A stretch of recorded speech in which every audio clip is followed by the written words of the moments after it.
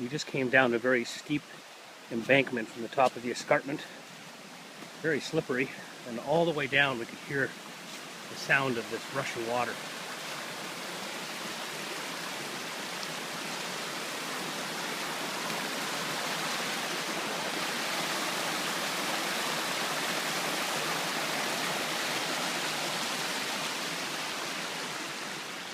We've been lucky enough to see some salmon, and 2 days ago some trout. But we don't know whether or not we will see any here.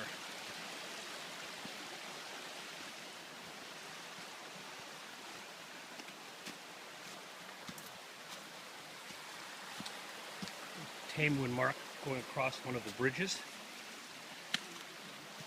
built by volunteers. It really is incredible how much work goes into building these bridges that go across the rivers. We are at the Black Bank Creek Bridge.